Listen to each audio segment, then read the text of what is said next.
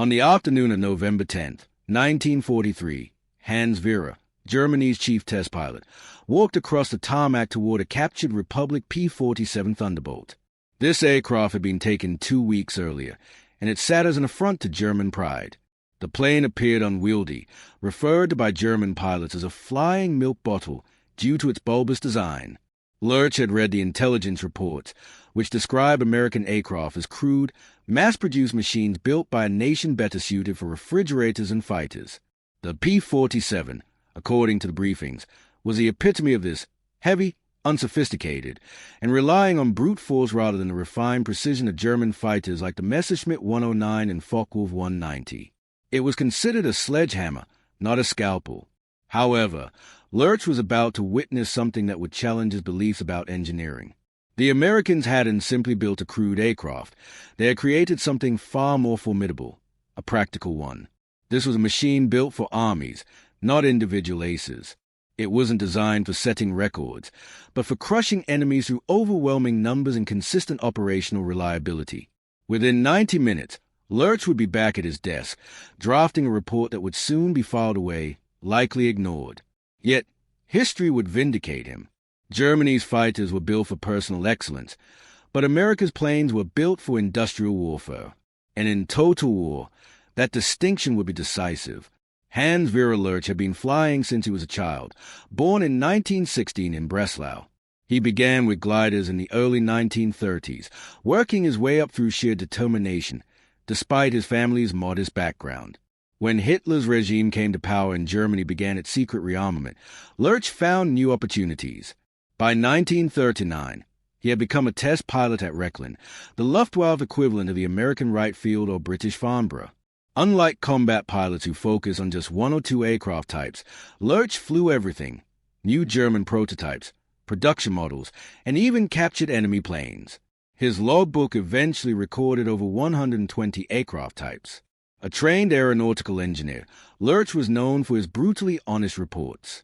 If an aircraft was inadequate, he said so. If an enemy design was superior, he documented it. His forthrightness earned him enemies among Nazi officials who preferred optimistic reports, but his expertise was too valuable to ignore. When Lerche spoke, people listened, even if they didn't always like what he had to say. The P-47 Thunderbolt sitting on the Rechlin tarmac had an interesting backstory. Its pilot, Lieutenant William Roach of the 358 Fighter Squadron, 355th Fighter Group, had gotten lost during a mission on November 7, 1943. His flight, low on fuel, faced deteriorating weather conditions. The flight leader crash-landed on a beach, another pilot bailed out over the North Sea, and only Roach made it back to England, barely. He thought he had spotted an airfield in southern England and landed, following a ground vehicle to a parking area. It was then that he realized the terrible truth. He was not in England. He was at a Luftwaffe base in northern France. German soldiers quickly approached, and Roach was taken prisoner. His aircraft, nicknamed Beetle, now belonged to the Germans. The Luftwaffe acted swiftly, moving Beetle inland to Rechlin before Allied fighters could destroy it. Now, it awaited evaluation, painted in Luftwaffe colors. Camouflaged with a code T9 plus FK, marked with the emblem of the renowned Circus Rosarius demonstration unit. The P-47 sat on the tarmac. Lerche had heard the dismissive remarks from fellow pilots. The P-47 was a joke, too heavy, too bulky, too American. It epitomized everything wrong with American engineering: crude, unrefined, and relying on oversized engines to compensate for poor aerodynamics. However, Lerche had learned not to judge by first impressions. He had flown numerous captured Allied aircraft and knew that British and American engineers were highly skilled. If they had designed an aircraft this way, there had to be a reason. His task was to understand those reasons. As he approached the P-47, he noticed its size. The radial engine was massive, with a fuselage built around it like a barrel. The landing gear was thick and sturdy. Every part of the aircraft screamed heavy. German fighters were sleek, elegant, and designed for agility and performance. This aircraft, however, seemed like it was designed by shipbuilders rather than aircraft engineers. Lerche began his walk-around inspection. The build quality was immediately evident. Clean welds, precise panel gaps, and high-quality materials throughout. This was not crude manufacturing, but sophisticated mass production. The aircraft was built to tolerances at German factories, increasingly strained by the war, was struggling to maintain. Lerche climbed into the cockpit and instantly understood the complaints from German pilots. The cockpit was enormous compared to the cramped confines of a Bf-109. A German pilot used to his aircraft fitting like a glove would likely feel disoriented in this vast space. But as Lerche settled into the seat, he realized this wasn't a flaw. It was a deliberate design choice. In a Bf-109, Lerche had to crouch to avoid hitting his head on the canopy. The cockpit was so tight that accessing instruments was difficult, and long missions were physically draining. German engineering prioritized performance, and pilot comfort was often secondary. The P-47 cockpit, however, was comfortable, not just adequate, but genuinely so. The seat was well padded, with room to move, stretch, and adjust during long flights. The high, clear canopy provided excellent visibility, and everything was within easy reach, without straining. Lerche then examined the instruments and controls. Something remarkable stood out. The instrument panel used color coding. Red and green sections indicated the acceptable operating ranges for the engine. A pilot could assess engine status at a glance without reading the numbers. Lerche understood why. Intelligence reports indicated that American fighter units included pilots from many countries, Free French, Polish, and even some pilots with limited English. The color coding system ensured that pilots with minimal training could still operate the aircraft safely. Green meant good. Red meant danger, universal and intuitive. It was brilliant, not purely from an engineering perspective, but from an operational one. German instruments required precise knowledge of specifications and limits. The P-47, on the other hand, was designed for operational ease, acknowledging human factors. Lerche continued his inspection. The control layout was logical and well organized. The throttle, mixture control, and propeller pitch were grouped together on the left side. The fuel system controls were clearly labeled. Everything was designed for ease of use. German fighters were made for expert pilots, and the Bf-109 was notoriously challenging to handle. Takeoff and landing in the Bf-109 required careful handling due to its narrow landing gear, which made ground loops a common occurrence. It took considerable skill to master, and the Luftwaffe accepted this because their training program produced skilled pilots. However, by late 1943, Lerche knew that the Luftwaffe training program was deteriorating.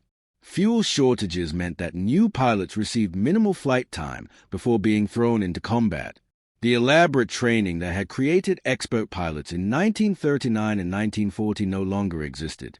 Germany needed aircraft that novice pilots could handle safely, but they were still building planes for aces. Lerche ran through the pre-flight checklist. The manual was thorough, with step-by-step procedures. German manuals assumed the pilot's expertise, while American manuals were designed with the assumption of minimal knowledge, explaining everything in detail. He started the engine. The Pratt & Whitney R2800 double wasp roared to life with its distinctive sound. Lerche immediately noticed something that would become a recurring observation in his evaluation. The engine ran smoothly, almost perfectly. Having flown enough American aircraft, he recognized this pattern. American engines were consistently smooth and reliable. German engines, especially towards the end of the war, were increasingly temperamental. Manufacturing quality varied. Parts didn't always fit well, and engines that ran flawlessly when new often developed issues after minimal use. The R2800 idled like it could run forever. No vibrations, no rough spots, just smooth, powerful operation. This was mass production at a level Germany could not match. Building one perfect engine was one thing. Building thousands of reliable engines was something entirely different. Lerche received clearance and began taxiing toward the runway. Another revelation awaited him. The P-47's landing gear was wide and robust. The tail wheel locked into place, keeping the aircraft steady. Taxiing was easy, visibility was good, and the aircraft felt stable. In contrast, in a Bf-109, ground handling was always a challenge. The narrow landing gear made the aircraft unstable, and visibility over the nose was poor. Inexperienced pilots often ground looped during taxi or landing, damaging the aircraft without enemy interference.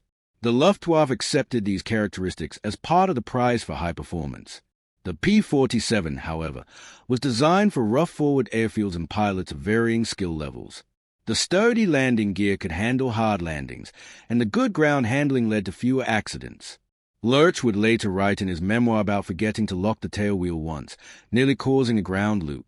But the forgiving nature of the aircraft allowed him to catch it just in time, something that would have been impossible in a Bf-109. Lerche lined up on the runway and advanced the throttle. The acceleration was impressive. The massive engine pushed the heavy fighter forward with authority. The takeoff run was longer than that of a German fighter, but not excessively so. The aircraft lifted off smoothly, and Lerche retracted the landing gear. As he climbed to altitude, he tested the handling characteristics. The P-47 was not agile in the German sense. It didn't turn tightly, nor did it respond as quickly as a Bf-109 or Fw-190, but it was stable, predictable, and solid. Lerche experimented with the flaps at a safe altitude. As he noted in his memoir, the hydraulic system operated smoothly. Everything worked as intended. No quirks, no unexpected behaviors, and no systems that required careful management. The pattern was becoming clear. The P-47 wasn't the perfect example of precision engineering, but it was a remarkably reliable and forgiving aircraft in combat. The P-47 was not the most agile fighter. It wasn't the fastest at low altitudes, nor did it excel in traditional dogfighting. However, it was competent in all areas, reliable across all systems, and forgiving of pilot mistakes. German fighters, on the other hand, were like temperamental thoroughbreds. The P-47 was a workhorse, and Lerche was beginning to understand that in industrial warfare, workhorses won. At higher altitudes, the P-47 performance stood out.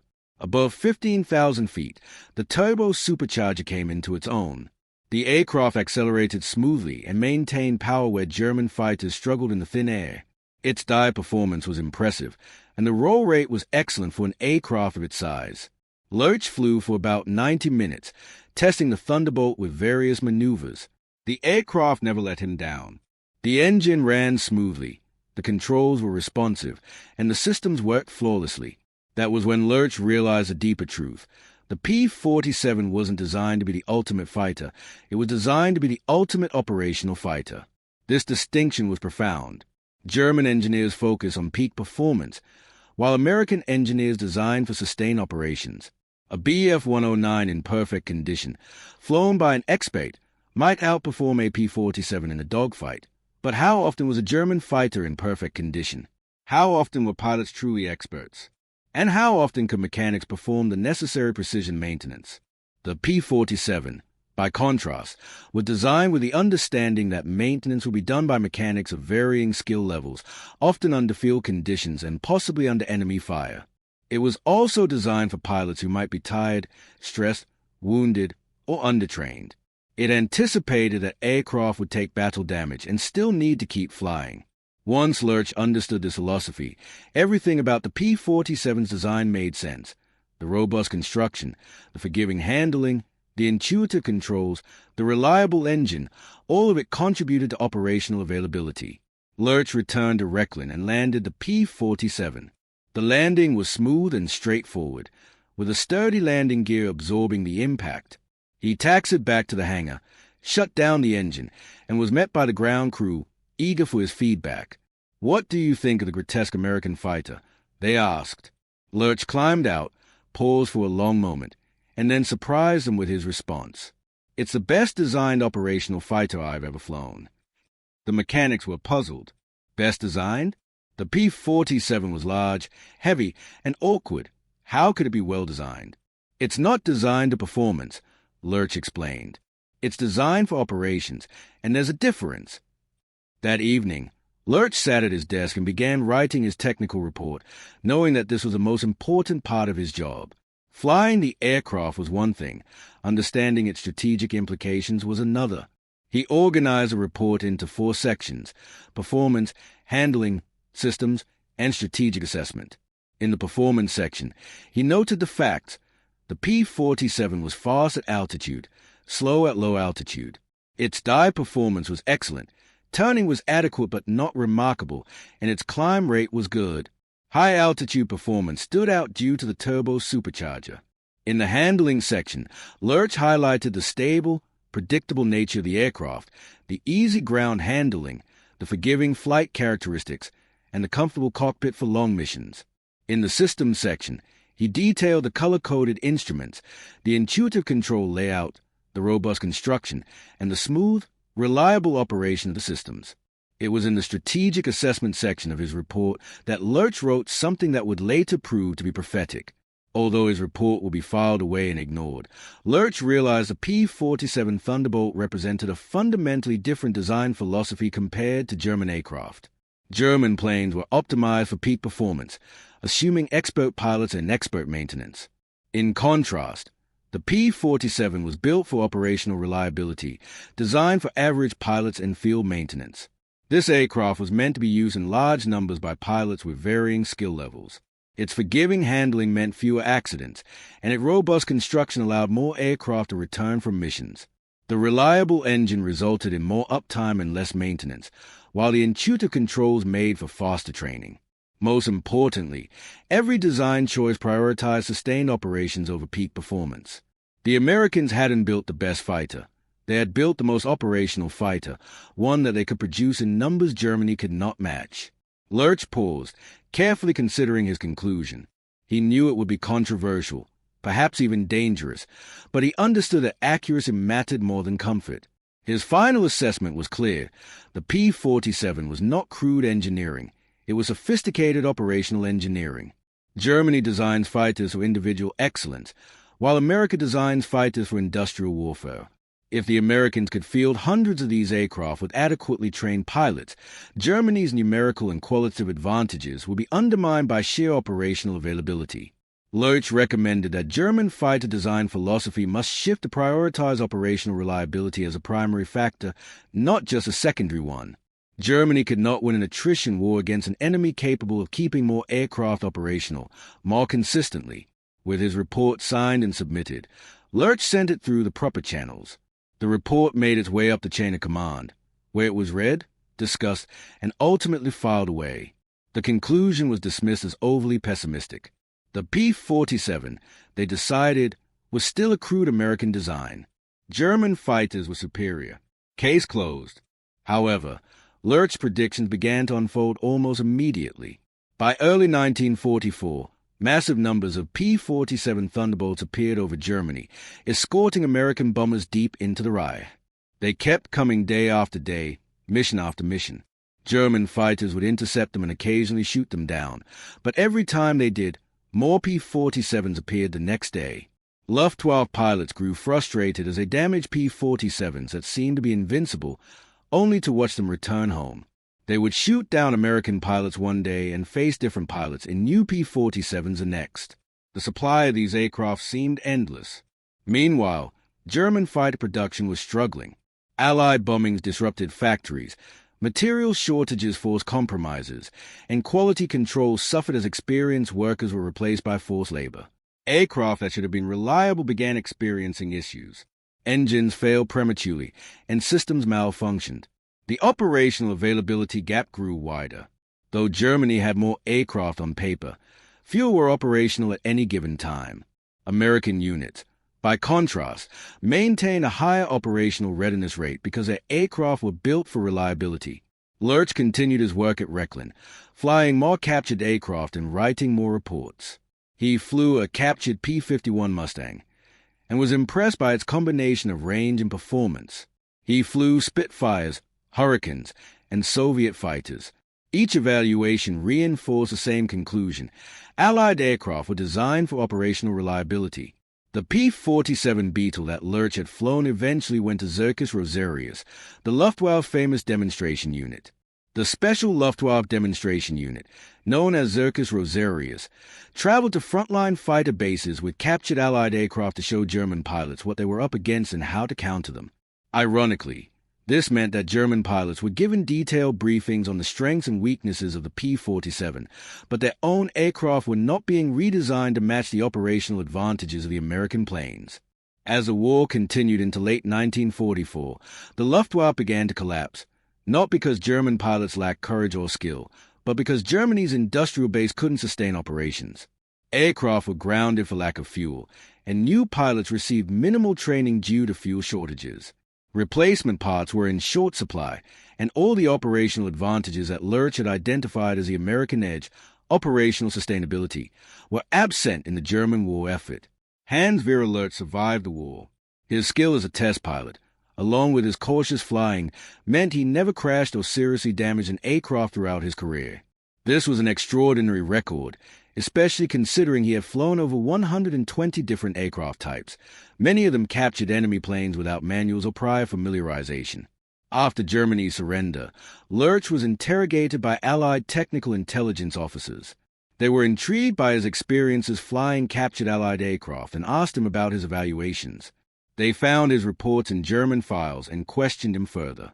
You concluded that American aircraft were superior, not in performance, but in operational design, one American officer remarked. That's an unusual assessment. Lerche nodded. It was the most important assessment. Your pilots weren't necessarily better than ours. Your aircraft weren't necessarily faster or more maneuverable, but you could keep more aircraft flying more consistently. You could train more pilots. You could sustain operations that we couldn't. Was this clear when you flew the P-47?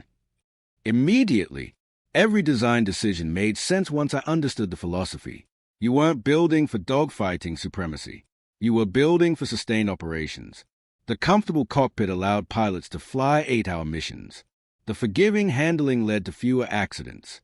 The reliable engine resulted in less maintenance downtime. The robust construction meant battle-damaged aircraft could return home. Did the German leadership understand this? Lerche laughed bitterly. My report was filed, and the assessment was that I'd been demoralized by flying the enemy aircraft and had lost my objectivity. German engineering was superior. American engineering was crude.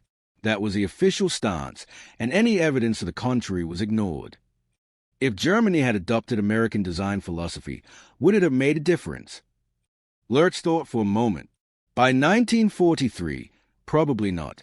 Germany's industrial base couldn't match American or Soviet production, regardless of the design philosophy. But if we had prioritized operational reliability from the start, our fighters would have been more effective throughout the war. We lost many aircraft due to accidents, mechanical failures, and maintenance issues that better design could have prevented. The interrogation revealed a broader pattern. Lerche wasn't the only German engineer to recognize the advantages of Allied engineering. Many others had written similar reports and made recommendations, but all were dismissed because their conclusions contradicted Nazi ideology about German superiority. The final production numbers told the real story. The United States produced over 15,600 P-47 Thunderbolts during the war. At peak production, one Thunderbolt rolled off the assembly line every hour.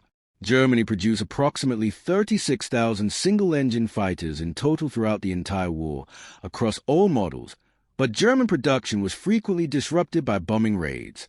More importantly, American aircraft consistently maintained higher operational readiness rates.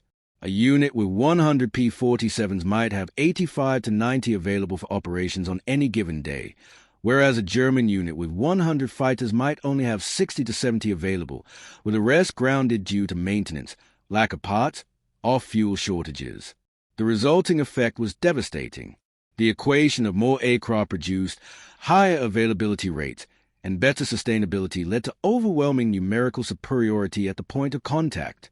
In his later years, Lerche wrote his memoir, Luftwaffe Test Pilot, Flying Captured Allied Aircraft of World War II.